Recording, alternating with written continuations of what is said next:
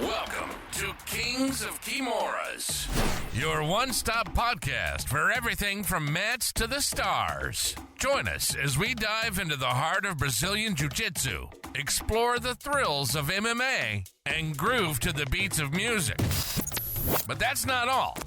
We're also venturing into the unknown, discussing aliens and the mysteries of the cosmos. And of course, we'll be shooting the breeze, sharing stories, and laughs along the way. Get ready for a wild ride from a universe of topics. Strap in and prepare to explore the world of BJJ, MMA, music, aliens, and more. Let's roll.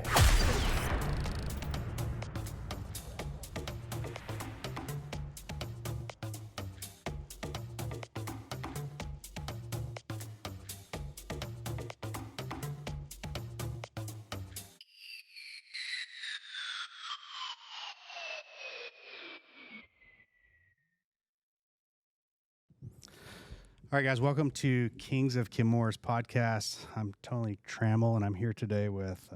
I'm Tyler Larkin, Tony Trammell Purple Belt. So, again, this is going to be our fourth episode. Our third episode is not out yet, just released number 2. Make sure you guys are listening on all platforms. We're on iTunes, Spotify, video is on YouTube, and I want to give a shout out to Edgar with Ear Ones. Now we have a second camera angle. Moving up in the world, guys. So technically fifth episode. Yeah, I mean, honestly, we filmed several episodes that like never made it because there were so many errors. But it is what it is. You know, like the longer you do something, just like anything, you get better at doing it. So. I mean, you look at Rogan's first few podcasts. Yeah, they were a disaster. I watched some of those, and it was kind of like they had like snowflakes on the screen. So I was one of those guys in the early days that I was on the Rogan board. I don't know if you were on the message board or not, but he had like It was a really cool message board, and some of the coolest things were like guys that were really good at Photoshop. There's a guy named Photoshop Steve that has an Instagram account now, and he like moved all of that there, but they did away with the message board because of things that were happening like in the Trump administration with it was like Backpage, remember when everybody got arrested because they had human trafficking on there. Yeah. So to avoid any issues, you know, you don't know what guys are putting on message boards. Yeah, so. I think I started listening to that I had a roommate. I lived in San Pedro, California. I had a roommate who used to he worked on the docks, the ILWU, and he would drive the big cranes, and all he would do was listen to the Rogan podcast. He was like, you should listen to this. Yeah. I think if you have a job like that, you know, it's probably more beneficial to listen to podcasts and learn something than listen to the radio all day. Yeah, Pete was out there, you know. He was like the alien portion of this podcast. I gotcha. He would get all over it.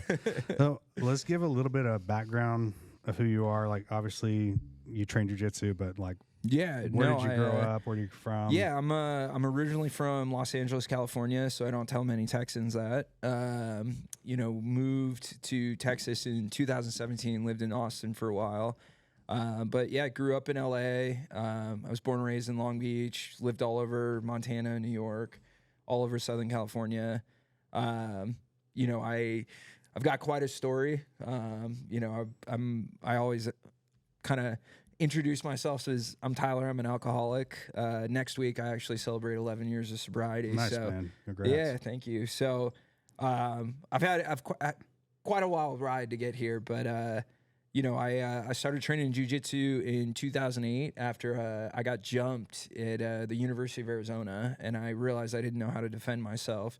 And I was kind of going through it. One of my best friends, who actually introduced me to my wife, was like, move back to LA, we'll get you a job and get you focused. And he took me to Hickson Gracie's Academy in West LA. Nice. Yeah. What year was that? That was 2008. Yeah, it was summer 2008. So I trained there, and it's funny. I've been on a couple podcasts. I've talked about it, but it's there's a couple guys there. So my buddy Alex Payne introduced me. Our other buddy Mo Summers, his dad was Andy Summers, the lead guitarist of the Police. Yeah, so we all kind of trained. Mo was a blue belt. Alex and I were white belts. But a bunch of the there's the Crone Gracie Sicarios. So all of his black belts now. they were all blue belts when I started. So in particular, there's a guy, he goes by Deathburg, Nick Frost, and he's nasty. He's a nasty black belt. But yeah, I trained there for about 1.5 years, and then I broke my back rolling with a black belt in judo, and then I didn't train for like a decade. You know, I was just between like drugs and alcohol and everything. Like in 2019, I got back into it, and once I got back into it, it was just like nonstop. I haven't, you know, training in kitchens during COVID on the floor, and you know, just whatever I could do to train. And you know, obviously now, like I travel so much for work, and you know, I get to train like all over the country and see gyms everywhere. What was it like in the Hickson Gracie Academy? Because at that time, where you were like everybody was a blue belt. Guys that were blue belt back then were blue belts for like 5-6 years. And like their belt would be coming apart. I feel like blue belts back then would be like the equivalent of like a purple belt today. And I don't mean like technique wise, but like time wise. Yeah. Right? Well, so it's funny because growing up, I grew up in an area of Southern California called Palos Verdes. So I was a stone's throw from the Gracie University. So, you know, Crone and Hickson. So this was after Hoxton had passed away, and Hickson kind of absolved himself of competition. He had gone through the divorce, so he'd moved back to Brazil. So really, Crone was running the school. Yeah. And Hickson would come. You know, he would come and do seminars, and I always tell people it's so funny. He would show like 30 minutes of technique and an 1.5 hours of breathing, like that vacuum breathing he did. I've been to a seminar with him, and on one hand, it was like it was weird. It was like very surreal meeting this guy. I mean, it was when he walked in the room, it was like everybody erupted in clapping and applause. And that's, you know, it was weird because there's like 250 people and like everybody's, and I got caught up in it as well. And like I did something weird where I did a selfie with him. What do I do with my hands? I took a selfie with him like in front of all these people, and I look back on it like, God, man. I was like, I was already a black belt at that point. This guy's, you know, one of my jiu-jitsu heroes, and like here I am getting to meet him. But yeah, like going back to the blue belts, I mean, you know, so it was interesting because Crone was like very enmeshed in the skate culture, and like Santa Monica is weird because it's divided by this little valley where all the movie stars live, and then it's the Palisades. So Crone lived in the Palisades, and the Palisades kids were like they were influenced by the Venice gang culture. So like even though they were white kids, they were all like tatted skateboarders, like, you know, kind of against the man. So they were tough kids. And Hickson's very much what you're saying, where it was like, you know, that was around the time where the Gracie University was like, if you know these 30 techniques, then you get your blue belt, right? Like it was so, I mean, nowadays they make fun of people who have the online school and you can get your blue belt online. So back then it was like you had to earn it, right? And it was the old school, you know, kind of how Hoist is, where it's like, they vetted you, they vetted you, right? And they like interviewed you. They interviewed your friends, your family, and were like, is this person a black belt? But they would do it for lower level belts. And I think like with Crone, the average black belt is a 15-year black belt, right? Like, so it's like, you can imagine how long each belt is for each individual. And I think back then too, it was so much different than it is now in terms of like the pace at which people excel, right? You got like, you know, Boogie and Gio got their black belts in 5 years. You've got like Gordon got his in 5 years. Yeah. And so it's like, I think it's different, but it's also like, I think it also depends on who you get the belt from, you know? Because I still think that if you went to Hickson Gracie today, and let's say he had an academy where he's teaching, I don't care how good at breakdancing you are, you're not gonna get. Absolutely. Like I agree with you in the aspect of it's so much easier to learn as a student today because the amount of access of technology, you know, has brought techniques to everybody. Yeah. But when you train under like those Gracie guys, the original guys, they do not teach you any, like, you're not going to learn Berimbolo, you know, you're not going to learn De La Riva. And that's what I was going to say. I think the other big difference is that so much of what we learned at Hickson's Academy was truly applicable in a street fight. Like they were intentionally teaching you defense tactics through jiu-jitsu, whereas like now so much of jiu-jitsu is like competition focused. But you know, that old school. And I actually, one of my best friends growing up, Rachel Emerson, her dad owns Emerson Knives, and Hoyce's first academy is in the Emerson Knives manufacturing plant in Lomita. So I've met him, and it's the same thing. Like all of their techniques and everything that they do, even today, are derived around that, like the true self-defense. Like they don't use any of the flashy bullshit, because they're like, no, like you need to know how to defend yourself, and you need to know how to give that to people at black belt. It can't just be like, oh, I won, you know, no gi worlds, or I won gi worlds. Like it's got to it doesn't matter, right? Yeah. I trained originally under Helson, and he was like a big emphasis on self-defense and street fighting, because when he grew up in Brazil, like that was his hobby, was street fighting. Right. You know, like I heard so many stories about taking kids from the kids class and like finding a group of people to beat up and rob. Yeah. You know? It's like, that's just how it was. And for me, it was, you know, when I started jiu-jitsu, I'm like, oh shit, I want to learn from the source, you know, like that's a big thing that they would use a lot. And then as you progress in jiu-jitsu, you're like, oh, there's actually more moves than just this. And while I do believe that Gracie Jiu-Jitsu as a brand is like a solid, you're getting, you know, something really solid as a product, Jiu-Jitsu has evolved so much past that. Totally.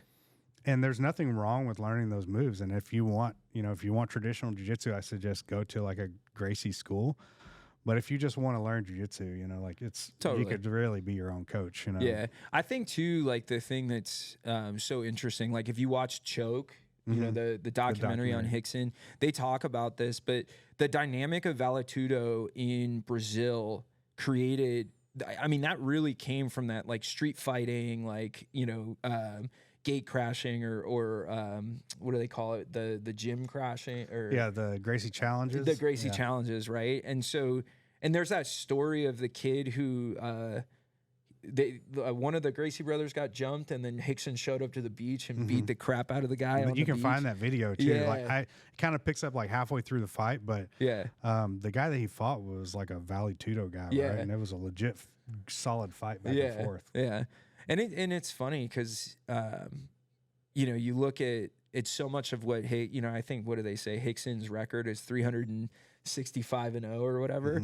And the story always is like he was making so much money in Pride that when the UFC approached him, he was like, you can't afford me, take my younger brother Hoyce, and that's how Hoyce got onto the scene. So it's like, when Helson was my coach, they used to say he was like 800-0. You know, like how many guys are you fighting at one time? You know, I was like trying to calculate the amount of fights that he would have to have. And it's like, how many of those fights were street fights that your brother were there? If your brothers were there to be like, hey, there's one. It'd have to be stuff like that where you're fighting, like they're counting their record as the street fights that they had where people had no experience. You know. And it's almost like a boxer where a guy's like 49-0 before he ever fights somebody solid. Or most of the Dagestani records. Yeah. I did see, you know, you can get this old video called Gracie in Action. And when I trained under Helson, one of the gyms that I trained at had that video, and they would like play it all the time. And it showed all the other Gracie brothers in this video and Horian was like doing the commentary on it, where they would like, you know, the guy comes at them, they shoot a double leg, they take the guy down. Well, when it was Helson's turn, he comes at the guy like throwing haymakers, and when the guy tries to counter him, he picks him up and slams him. And he gets on the mount, and then he just starts punching the guy repeatedly until the guy throws his arms up to defend himself, and then he armbarred him. Right. You know, and he was the only guy that I saw that was like crazy like that. And I started hearing some of the stories of his life, and it's like, I understand why he's an adult like this. You know? Well, I mean, the true Gracie tactics in action. Yeah. It was like, that's like the, you remember in Pride, they had the, you can find it online, like on YouTube, but it was the Gracie demonstration. I think it was Hoyce and Rickson. Yes. And they like do it in the gi, and then they pick up weapons, and like Rickson showing the technique as Hoyce comes to attack him. So like, you know, just going back to the difference, I think, again, it's like the combative nature of jiu-jitsu was really like meant off of like, you know, Helio's need to defend himself against larger opponents. And that's so much of the difference of some of the jiu-jitsu you see today. And you're right. Like, I mean, I'm a big believer that and you know, I'm sure we'll get into it, but the dynamic of the split of like the hobbyist and the like Dom is such an incredible competitor. But it's like understanding where you want to be, right? Like, what do you want from jiu-jitsu? You know, and I tell people all the time, like, for me, it's almost meditative because of, you know, in my professional life, I'm so busy. And like, this is the place where I get that 2 hours of meditation of nobody can bother me. I can't pick up my phone. I can't do anything, you know, and I've come to accept that. But you know, like you're saying, if you want that like true blue Gracie technique, you know, go find it, but don't expect to do no-gi.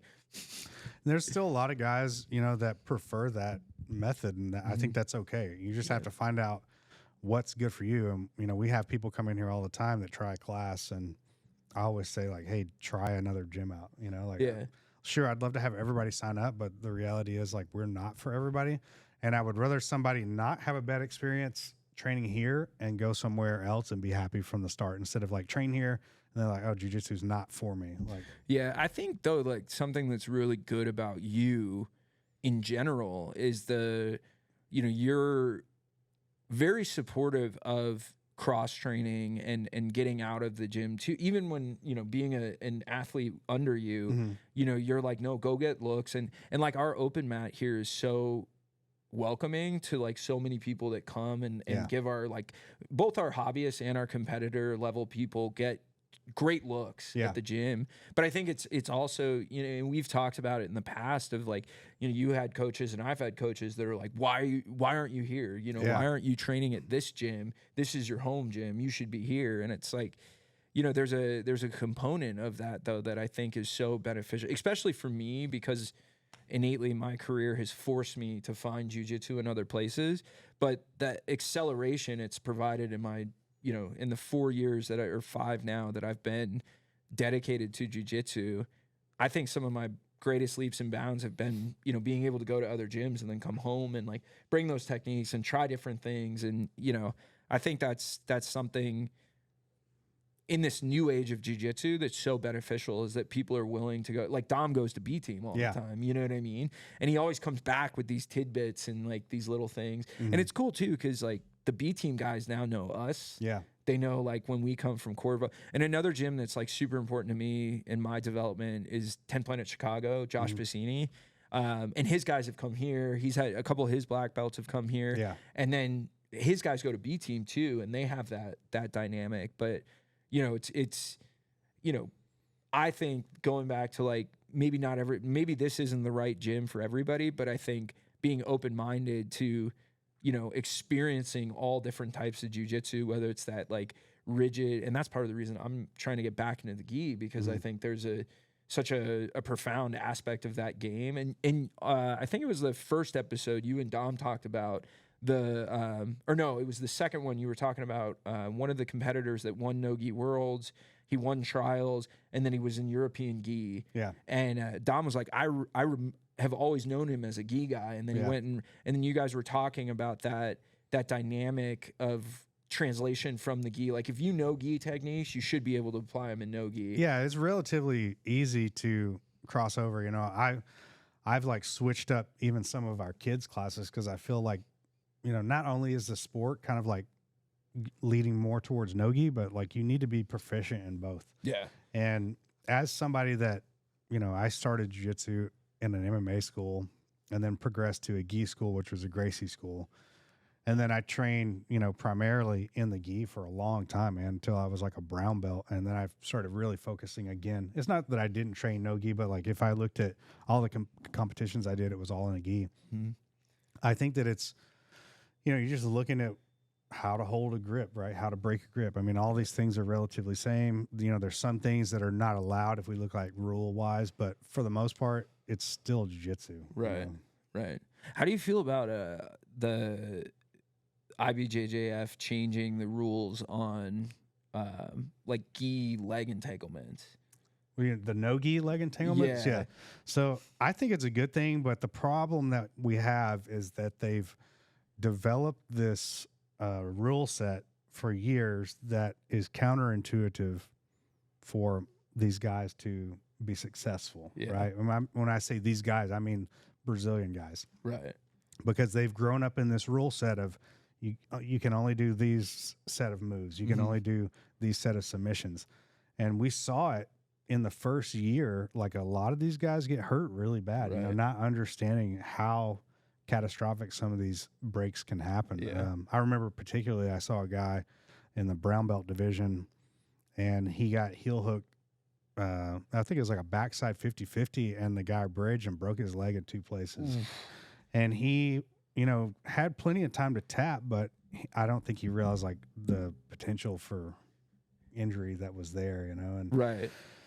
And I don't know how you get past that with the rule set that they have, because we're allowing up to purple belt to only do a straight ankle lock. Right. And I'm not saying like, open up heel hooks for white belts, but there's got to be something else, some other type of way that they can do that. But I feel like because they opened up the rule set to open these different leg locks and leg entanglements and reaps, that it will save them in the long run, but it will also prevent a lot of guys from wanting to compete in it. Yeah. And I've had the conversation with like, I think at least at Master 1, they should allow all of the leg locks that they allow for adult, just give the guys 5 minutes.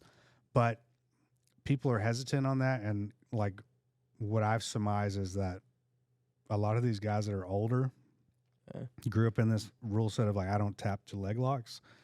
And so they're more protecting those guys maybe, and this is just what I think. I think they're like protecting those guys and their legacy from, not getting destroyed by some dude that like came off the couch and did a leg lock on them. I mean, I think too, going back to like the Gracies, I think there's a component of like an archaic understanding, because like when I trained with Hickson and Crone, you weren't allowed to touch legs until you were a purple belt. And that was pretty common in the like Gracie school, at least like when I started. Yeah. I'm sure it's different now, but I feel like that is like a legacy kind of like Brazilian thing. I don't know I honestly don't know like how they operate now, but I think the mindset behind it is like, it's too dangerous. Yeah. Right. And it can be for sure, like I see some guys like doing some reaping stuff sometimes, and like they don't understand what's happening, both as an attacker and a defender. But you have to help people understand like the knees are designed to work in certain ways, right? And if you can understand body mechanics, you can understand how to not hurt somebody. Right. I mean, it's a sport of that though, right? It is, but I think it, in training at least, the idea is like, not injure my training partner. Like obviously I want to get to the submission, and this happens with me sometimes when I'm, I roll with somebody and they don't understand heel hooks or something, and you'll get to like a backside 50-50 and they just don't realize it. And for me, like it's no fun to catch it and then like have to let it go. So sometimes I just don't even attack on people that I know that don't know. Right. I'd rather get to their back and choke them. And like, for sure, you understand what that means. Yeah. So something that, I'm obviously, I when I got back into jiu-jitsu in 2019, I joined 10 Planet. So I trained at 10 Planet Denver, 10 Planet headquarters. And it's funny because I think that one thing that helped 10 Planet in the mid 2000s was EBI, right? And then one of the things that really exploded as a result of EBI was leg locks because of Eddie Cummings, right? He went in there and he just destroyed people. And obviously he was like there's a lot of, call it folklore around Danaher coming up with them, or Eddie really taking advantage of them, Danaher picking it up. But, there was that era of leg locks almost from like 2011 to like 2019. And I think Gordon in 2019 ADCC proved, because everybody was like, he's just a leg locker, and he was like, I'm gonna go out and not leg lock anyone, and he won, right? And it's almost like that was a pivotal moment where it's like everybody learned how important learning defense and attack of leg locks was, and now there's this like next evolution almost happening. And I tell the story of I've gone way down the rabbit hole on the history of jiu-jitsu, right? So like it really comes from samurai combative techniques, right? Small dudes, 100 pounds of armor, trying to find the weaknesses in the armor, but also like the judo techniques come from like, how do you throw someone that's so heavy?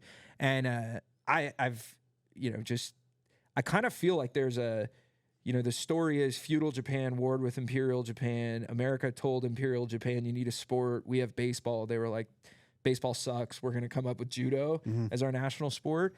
And so like jiu-jitsu recessed to the mountains for a while until Maeda came out and started like sharing it with the world.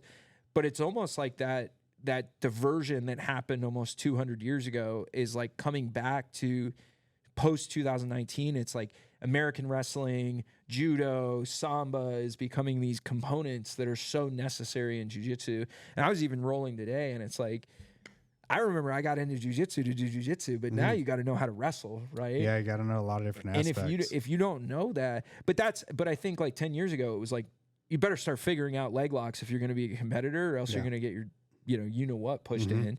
And I think that's like why you see some of these young wrestling kids come in, and I mean, they're white belts, but they could probably be blue belts right off the bat because they just. I think that honestly, if we're looking at like from a combat sports background, they always say the best is wrestling for MMA, and I think it's the same thing for jiu-jitsu. If you can have somebody that, let's say they didn't know jiu-jitsu before, they don't know judo, but they've had wrestling, that's a pretty solid background. I would take that and be able to build a competitive athlete over somebody that only did jiu-jitsu. Like I'm somebody that only did jiu-jitsu, and I was very much a guard player. You know? And that's because like at that time of jiu-jitsu, right, everybody played guard. There was nobody fighting for takedowns. Right. And now with the breakthrough of ADCC, you have to be a solid wrestler, in order to do well. I mean, let's say you're not able to submit the guy. You go to overtime, it is wrestling. Right. Yeah, I think for me it's similar, but mine comes from my bad back. Like breaking my back. I've always tried to play a defensive game,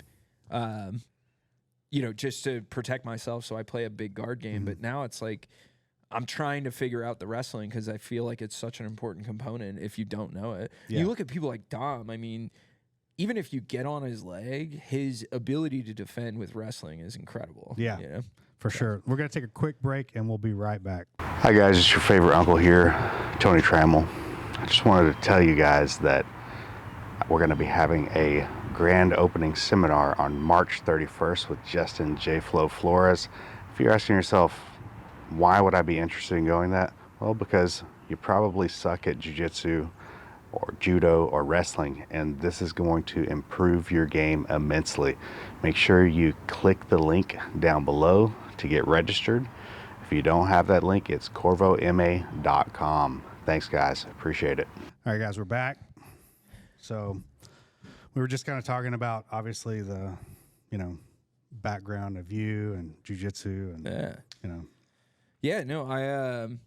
So one thing I wrote down on some topics when you asked me, listening to the Kings and Kimuras, it's like so informative, but something I was like, how do you, as a black belt and then Dom is such a high level brown belt, what do you guys suggest for like lower level, like new entrants, right? White belts, blue belts, even new purple belts. Like, what do you suggest that they look at when watching competitions? Because sometimes it can seem a little bit overwhelming, right? Like you don't understand the fundamentals quite as much as like you guys are looking for. So like, what would your suggestion to newer, guys that are watching all these? I mean, there's such an overwhelming amount of content now. So it's like, where do you start?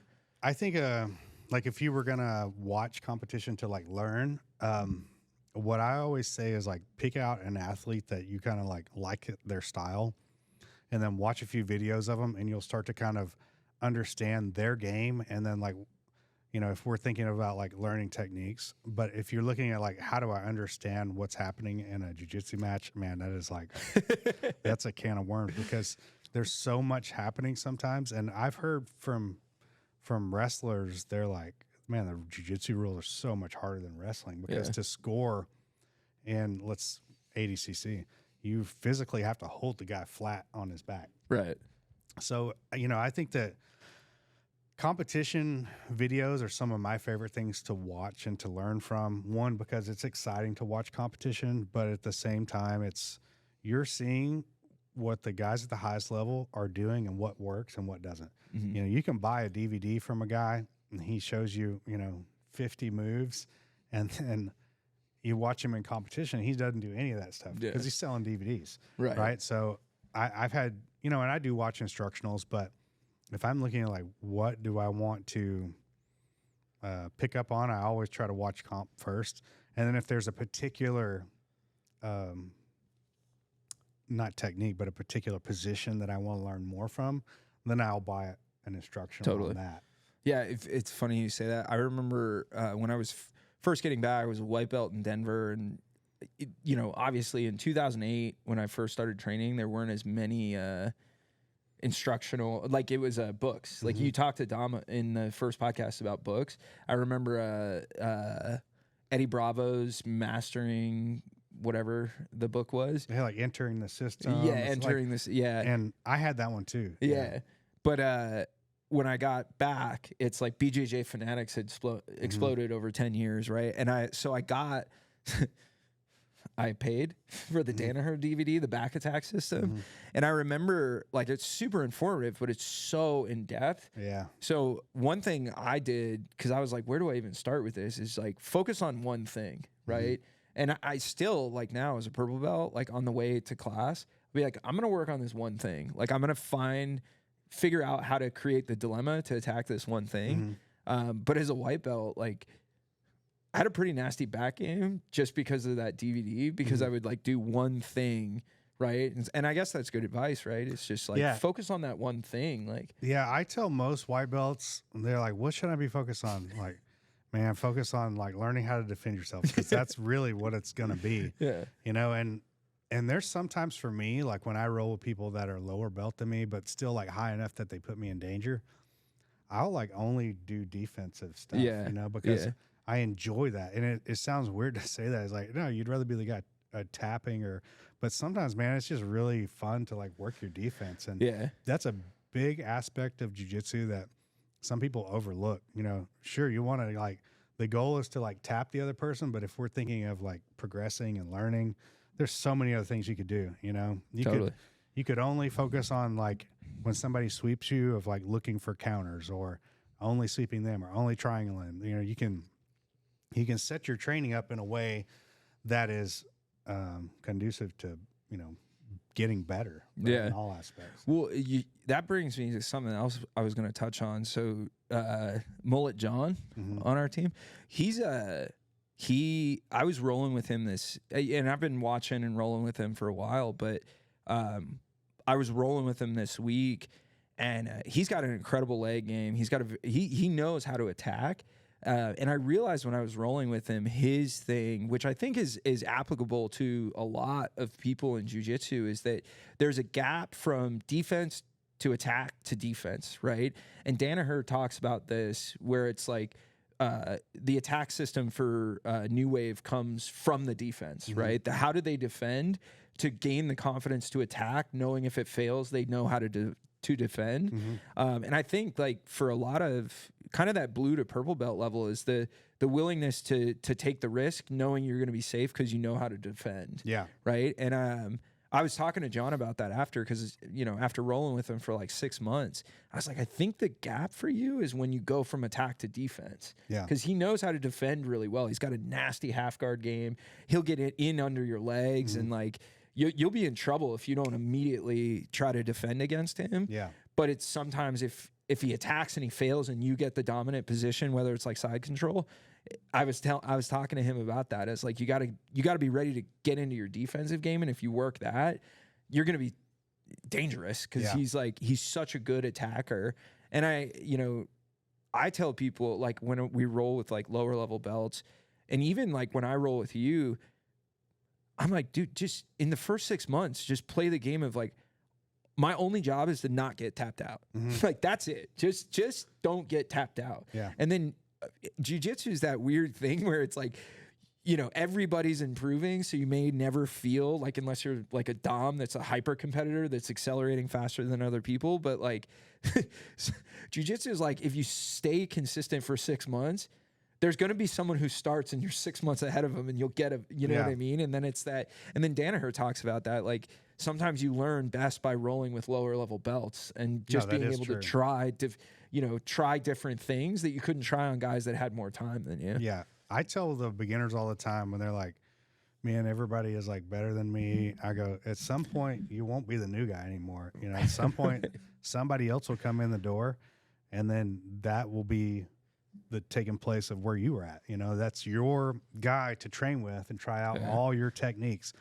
And that's something that I've always done with my training is, you know, I try it on lower level people and then eventually build it up.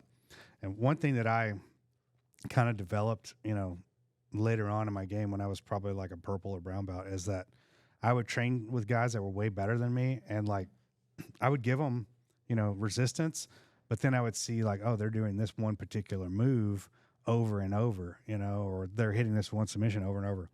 So I would then, like, they tap me or whatever, we reset. My goal was to get to that position that they were doing to me and then see how they were countering it.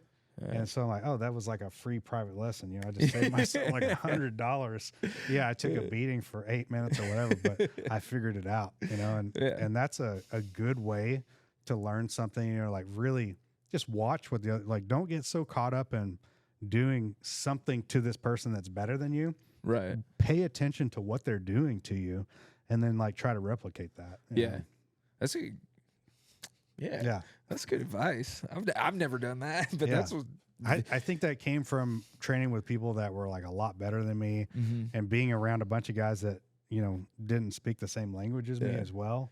You know, it's not like, it was kind of, sometimes it's hard to communicate with like a Brazilian guy, you know, if you don't speak Portuguese. And I trained a lot of times in the early days of like a lot of guys in the room were, you know, Brazilian, and sometimes people were hesitant to show you like what their best move was too. And so that was an easier way for me to learn that stuff. And you know, that's like when in the second episode, you and Dom were talking about like showing up to a gym and not kind of like blowing your load on like, you know, just kind of playing defensively and seeing the room.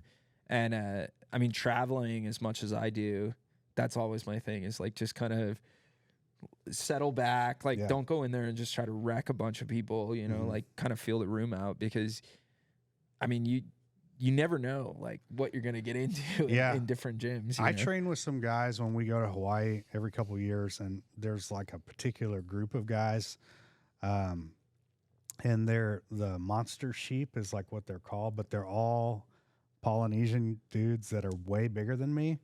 And I got invited to the training. It's like a private training in the back of a plumbing supply business. It's upstairs too. But it's like a nice mat area. But I had asked this one gym, like, hey man, is there any guys that like to train no-gi? And he's like, oh yeah, you need to go here.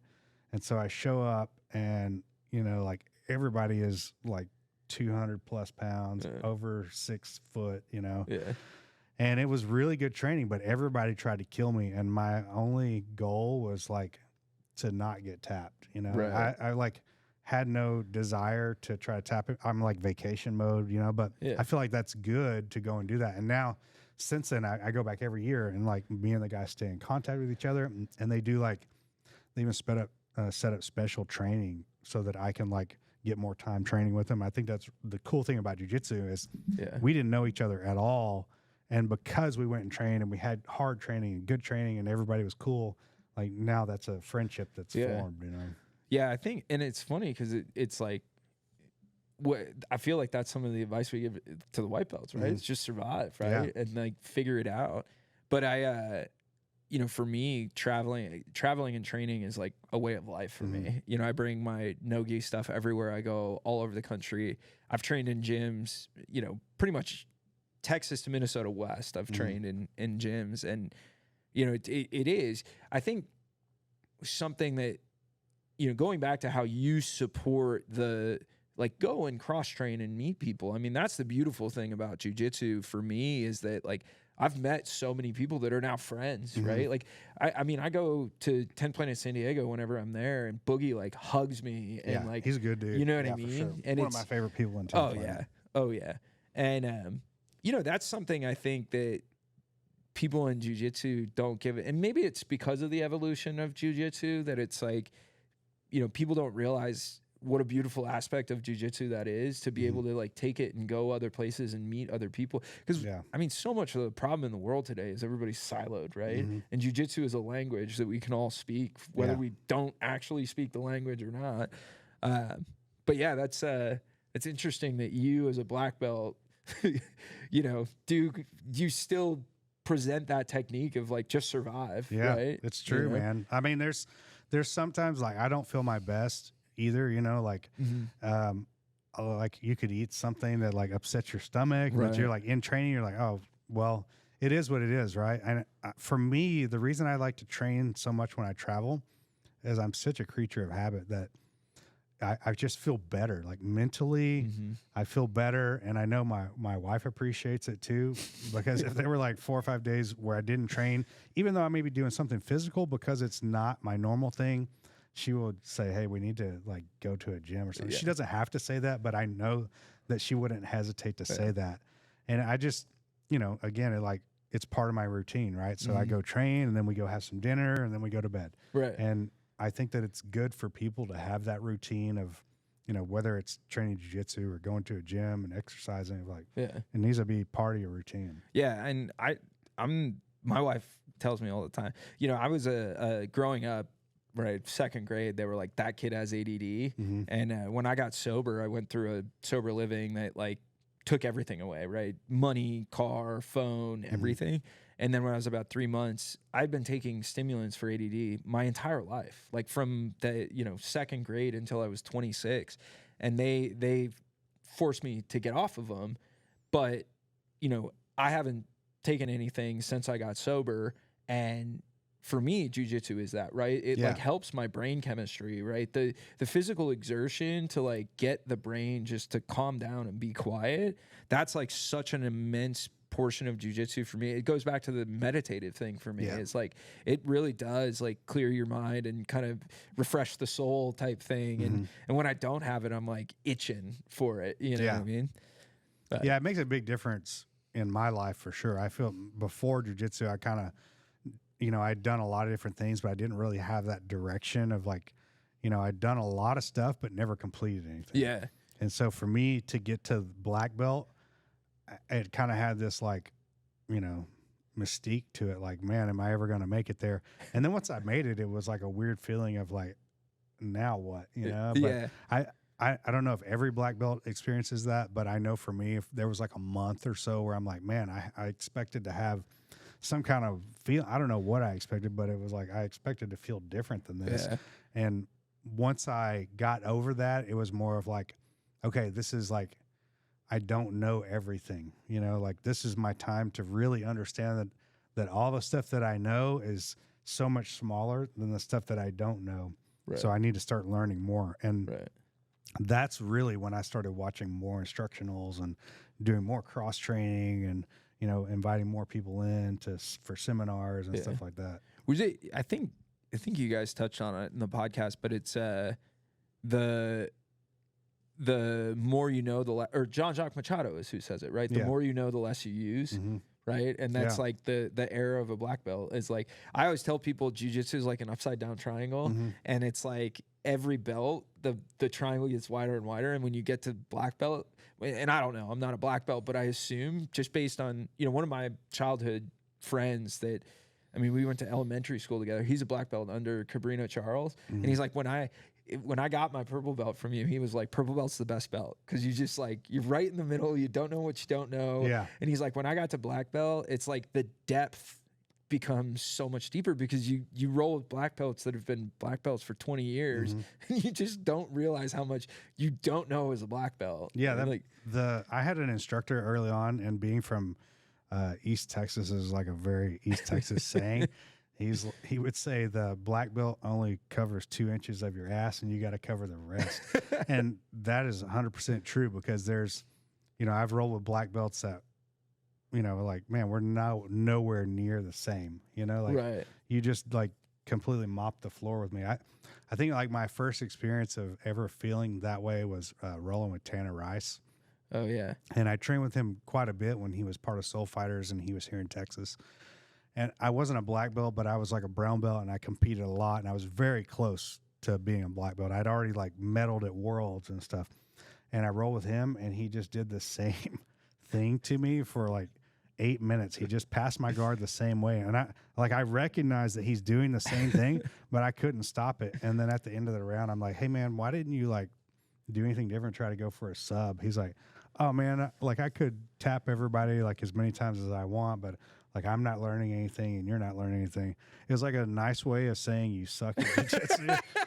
But that's how I feel rolling with Dom. Yeah. Yeah. I mean, there's some people like that, man. You like, all you can do at the end of it is be like, hey, that was fun. I appreciate it. Thanks. Like, appreciate put myself back together. Yeah. Yeah. That's jiu-jitsu, man. Yeah. Well, one thing, you always have it in the entry of Kings and Kimura, so I figure we got some more time. We should dive into this because I haven't heard you guys talk about aliens, even though you suggest aliens. Yeah, I mean, definitely aliens is a big part of stuff that I want to talk on. Obviously there's like a lot of stuff. So let me ask you, have you ever seen the movie The Fourth Kind? I don't think I have. Oh, you should watch it. So it's kind of like a documentary. Mm-hmm. It's based on a true story of this, like, she was a psychotherapist in a town in Alaska, and she started seeing people in the town that were saying they were seeing the same shit, mm-hmm. and then she experiences it. And I won't give away the movie, but one thing when you asked me, I thought I should touch on, and you got to watch the movie because like it'll make more sense when I kind of explain this experience. But we've talked in the past where you mentioned some people that you knew who thought they had an experience, So I had a buddy growing up, and it was more so like after college, I hung out with this guy a lot. And when you see the movie, so his name was Rich, and he used to multiple experiences where he would explain these kind of like strange out of body experience. He would have the night terror where he'd wake up and his body wouldn't move. Like, mm-hmm. he felt like he was being held down, and there would be a figure in the room in the corner, and he knew that he couldn't do anything, and they were doing something to him. And everybody was like, all right, Rich, you probably take too many drugs. Like, it is what it is. But 2 separate occasions, one time in San Francisco, he was with his girlfriend at his girlfriend's friend's place in San Francisco, and they woke up to him on the couch in that like bone rigid, like couldn't, like he was just completely stiff, his jaw like unhinged, and he was making like an inhuman noise. And if you watch the movie, you'll understand why. Like, I think it's a alien correlation thing, mm-hmm.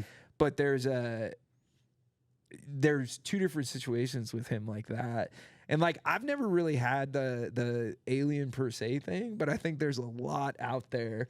But the one thing so I've always kind of believed in aliens. I've totally believed, like, when you look in the 1950s and the jump post Roswell, sure. like, technologically, and when you like Bob Lazar and the story of like UFOs over Washington D.C. mm-hmm. and was Washington meeting with aliens.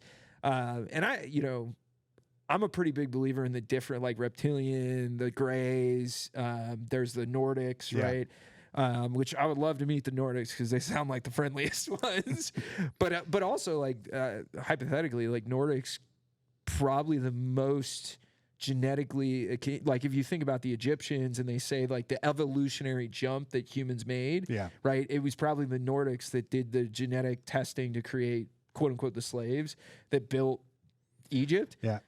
But I think that, just to jump in for a second, the whole Egyptian thing, I personally think that what we see in Egypt was a later civilization coming in and building on top of something that already existed, right? Yeah. I mean, that's the likelihood of them being able to build that stuff at that time period is probably not there, right? You Right. know? That's like the Graham Hancock idea, Yeah. right? Of like catastrophic world events, and it's like civilizations get wiped out, and another civilization comes in, and they're like, "Well, this works." Yeah, you know? like we can use this now Yeah. for the king's chamber. Like it doesn't Right. really make any sense to Yeah. like bury one dude in there. Yeah.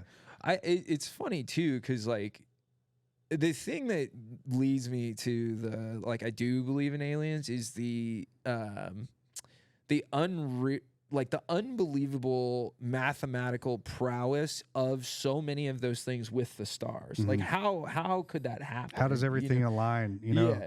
Yeah, I mean, like Göbekli Tepe is like one of the places that comes to mind because they had like aligned these temples with Orion's belt, and then as the Earth shifted axis, they repositioned to a new spot. You know, so they had some kind of understanding of the way that the world turned and the way that lights were or the stars were lit up in the sky. Right. You know, What do you think about these like flat earthers though? What does that do to that? I don't know, man. The flat Earth thing is kind of crazy to me in the sense that like they are calculating. Like, let's take the military. They are calculating for the curvature of the Earth when they fire these giant, weapons. Right. And to me, that automatically says like the Earth is not flat. Yeah. You know? When you talk like snipers and how they Not take even long that. shots. Like if I'm thinking of let's take of like a battleship or something, when they're firing some of those weapons, Yeah. they're firing miles, right? Yeah. And it's not like you just point this at something and you shoot. They have to calculate for all of the dropping of the shell or whatever it is. Yeah. So go back to your alien thing. Like I've never had any kind of experience with it. You see some like lights in the sky, but there's so many lights in the skies now. It could be drones or anything. But my dad has told me about a couple of experiences that both he and my mother had. And they lived up in Texarkana, and there's a huge military base up there. It's like there's a Red River Army Depot, and then there's a military base up there too. But he told me that whenever like he was a teen, they would have like pasture parties and they would see some lights, and this is like super redneck, but they would shoot at them. And he swears that he saw like when they would shoot at it, it would like take off. And there was one incident that my mother had where I wasn't born yet, but my sister was like maybe 3 or 4. She was getting groceries out of the back of the car, and like all of a sudden something was like above, and it sounded like a freight train. And when she looked, it was like a giant metal ship of some kind. Right. And my dad didn't believe her. And then the next day in the newspaper, there was like an article about it that like half the town saw it. No. And that was like a really weird experience because she said that like she had this feeling like something was above, and she looked and it's just like this massive metal structure. I've never like asked her about it as an adult, but I remember as a kid like asking her about it, and she didn't really like want to talk about it, but she was like, nobody wanted to believe me. And then like, sure enough, it was in the paper. The thing too for me with the like alien thing that's like disconcerting is like you look at Project Bluebeam, and it's like, I mean, I remember in it was like Coachella 2009 or whatever when they did the Tupac hologram. Yeah. And I remember looking at that and being like, they can do that? Yeah. And like and what's the rule? It's like the technology we see and is available to the public is 10 years old because the military's been using it, and it's like that hologram is impressive. I think it's probably further past that. When you listen to like some of like the Sean Ryan episodes, or like Rogan recently had on that lady that was a scholar in like religious studies, and she got brought in on that Bluebeam. I don't know if you heard that, but she was talking about how these people that work for the government that are on Project Bluebeam brought her in because they wanted access to the Vatican and some of these ancient records that could potentially have been some type of like, spacecraft travel. But she said that she saw, and we've heard this a lot, right? There's like a metal material that you can crumple up like a piece of paper, and then when you let go of it, it goes back into its form, and it's like a solid form. It's what like these craft were apparently built out of. But I want it to be true, but at the same time, I don't, because I think like you know, there's so many people that couldn't handle it. I don't know if I could necessarily handle it too. Like if all of a sudden now it's like I'm driving down the street and like there's, you know, reptilians, which I think would probably be the first ones that we encounter. Yeah. It's not going to be the best, people, right? It's going to be, you know, the people that want to take over. Right. So yeah, if that is real, I think that's what would happen. It wouldn't be a great thing. Yeah. No, I just think it's interesting when if it happens and it's not just like we see aliens, it's like we see spacecraft, I will be very like hesitant to believe it's real after I should say, just as a caveat, before I got sober, I'm a bit of a conspiracy theorist. But you know, like looking at the Maui fires and the Project Bluebeam thing that was involved, they say was involved there, and it's like makes a lot of sense to create some chaos. Yeah, you know. But I hope it works out. And the Nordics come and they appreciate your bald head and, you know, like my gray hair. We're gonna wrap up our conversation, but you know, we kind of covered a wide variety of stuff, and these are always fun to do for me, just because, you know, I'm gonna talk anyway and shoot the shit, so it's fun to do it with somebody else. But yeah, I appreciate you coming out, man. You know, it's been fun like having you as a student too. One of the best things I think as an instructor that I enjoy the most are like meeting different people and like hearing their story, and you know, everybody always has their own story, right? Yeah. And I think that's the coolest thing about jiu-jitsu is it connects people. It doesn't mean you like, you know, everybody does the same job. Yeah. Well, I think, you know, this podcast, I'm really happy that you started it. You know, I've been all over the place. I've done a lot in the jiu-jitsu world and both professionally, and you know, the thing, like Susan talks about it, obviously. Maybe she's a little bit biased because she's your wife. But, you know, truly, though, like, it's really impressive who you are. And I hope I like this podcast because it gets you out there more because, you know, I've been really, really happy to come train at Corvo, but also just because it's like the way that you kind of look at the world and what you share with your students and how you guide us. Like, you know, I think of a pitfall in jiu-jitsu, you almost got to date your school to know if it's the right place for you, because the pitfall is there's so many bad people. Like a black belt doesn't make you a great person. Yeah. And like with you, the thing that's beautiful is like, even though my professional career is going one way, I'm very impressed with like how you treat everything you do as like a business and a profession and the personal aspect you give to it. So thank you for having me on. I really enjoyed this, and absolutely, you know, I'm excited to watch Kings of Kimura take over because it's cool. It's cool for, you know, I think one thing to take from it is that a black belt does what a white belt does. Yeah. You know, that's a really cool message that poor white belts probably don't believe it, but the reality is like, you know, that's jiu-jitsu is jiu-jitsu. And yeah, I think for me, when you talk about like stuff that I do and I treat it as a profession, I look at, you know, I read the book, like Joe Rogan talks about it all the time, and I kind of copied him in this sense of that war of art with Stephen Pressfield. You know, it's a book about a guy that like his life was like falling apart, and he couldn't figure out how to start, you know? Right. I mean, he had like a lot of things going on for him, but it was like no real direction, you know, like no sense of urgency for anything. And I think that it's, you know, whatever you do in life, if you're willing to do it, you should do it with effort, right? It shouldn't be, you shouldn't just half-ass something. Right. You know? Like I tell people all the time that want to compete, and I'm like, do you want to compete or you want to see what it's like to compete? You know, because there's a big difference in, you know, putting in the actual work to win an event, and the guy that's like, you know what, I think I'm going to jump in this tournament. Like, that's great, man. And some people can do that. You know, I've had students that are like, don't really train that hard and they come in and they win.